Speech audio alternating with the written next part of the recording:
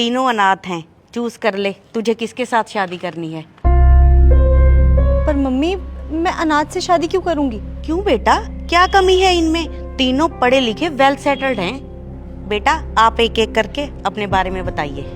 मेरा नाम करण है और मैं एक डॉक्टर हूँ। अगर आप मुझसे शादी करोगे तो मैं आपको ज़िंदगी में किसी चीज़ की कमी नहीं रहने दूँगा। हाय, मैं रोहन हूँ, मैं एक इंजीनियर हूँ। मैं भी आपको बहुत खुश रखूँगा। हाय, आई एम हर्ष। मेरा खुद का होटल है और अगर तुम मुझे चूज़ करोगी तो मैं तुम्हें पूरी दुनिया घुमाऊंगा। मुझे तो तीनों लड़के ही बहुत पसंद हैं। अब तू देख तुझे किससे शादी करनी है। मम्मी, होंगे ये इंजीनियर डॉक्टर, लेकिन इन सबका कोई परिवार नहीं है, सबके सब अनाथ हैं। और आप मेरी शादी एक अनाथ से क्यों करवाना चाहती हैं? क्योंकि बेटा तू ही तो ये चाहती थी। मम्मी, मैं पहले ही क्लियर कर दूं, मुझे वहां शादी करनी ही नहीं है जहां लड़के की फैमिली उसके साथ रहती हो। अगर शादी के बाद मैं अपना घर छोड़ के वहां जाऊंगी ना, तो उसे भी मेरे लिए ना अपना घर छोड़ के अपने पेरेंट्स को छोड़ के आना पड़ेगा। और मैं अपनी फ्रीडम के साथ कॉम्प्रोमाइज नहीं कर सकती।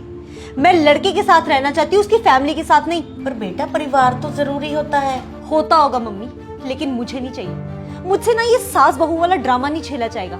आई want my peace and freedom.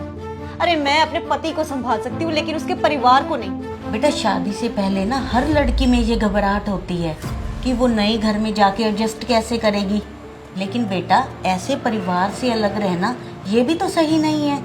कल को तुम्हें कोई इमरजेंसी पड़ जाए, तुम्हारा ध्यान रखने के लिए कोई तो बड़ा होना चाहिए। मम्मी, परिवार के साथ रह के ना मेरी फ्रीडम मुझसे छिन जाएगी। हर कोई मुझसे यही बोलेगा, बहू ये मत करो, वो मत करो, ये मत पहनो, वहां मत जाओ, ऐसे मत करो। Oh my God mummy, boundaries के साथ ना मैं नहीं रह सकती। मुझे टॉक्सिक एनवायरनमेंट में ना रहना ही नहीं है। मम्मी, मुझे ना अपनी लाइफ बस अपने पति के साथ जीनी है। ना होगी फैमिली, ना होगी कोई टेंशन। प्लीज अगर कोई ऐसा लड़का मिले ना तो मुझे बताना। देख जैसा लड़का तुझे चाहिए था वैसा ही तो ढूंढ के दिया है मैंने। तू यही चाहती थी ना कि उसकी कोई फैमिली ना हो। देख इनमें से किसी की भी फैमिली नहीं है ना। अब तुझे कोई रोकने टोकने वाला, ये अपने काम पे चले जाएंगे। तू जैसा मर्जी खा, जैसा मर्जी पहन, पूरी लाइफ एंजॉय कर अपनी जैसे मर्जी। ना ही कोई परिवार की टेंशन, ना ही कोई टॉक्सिसिटी। यार मम्मी, ऐसे थोड़ी होता है। अरे बेटा यही तो मैं तुम्हें समझाने की कोशिश कर रही थी। ये जो तुम लड़कियों ने ट्रेंड बनाया हुआ है ना कि हमें अलग रहना है, हमें परिवार के साथ रहना नहीं, हमें फैमिली नहीं चाहिए। तुम्हें अगर चुनना ही है ना लड़का तो अनाथालय से चुनो, क्योंकि उनके परिवार तो होते ही नहीं है। मैं तो सभी लड़की वालों के परिवार वालों से ना यही कहना चाहूंगी कि इधर उधर रिश्ता देखने की बजाय अपनी लड़कियों को यहाँ अनाथालय में लाएं, लड़का पसंद कराएं और शादी कर दें। परिवार की सिरदर्दी ही खत्म। ठीक है ना, यही करना चाहिए ना उन्हें।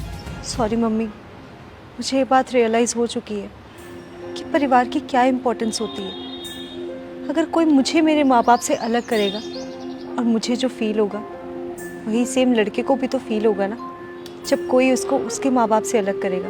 अब मैं कभी भी जिद नहीं करूँगी आपसे परिवार को लेके। और मम्मी, अब जैसा भी लड़का ढूंढना चाहती है ना मेरे लिए, वैसा ही ढूंढिए। परिवार की कीमत ना वही लोग समझ सकते हैं जिनके परिवार नहीं होते। इन लोगों को देखो, ये बेचारे परिवार के लिए तरसते हैं।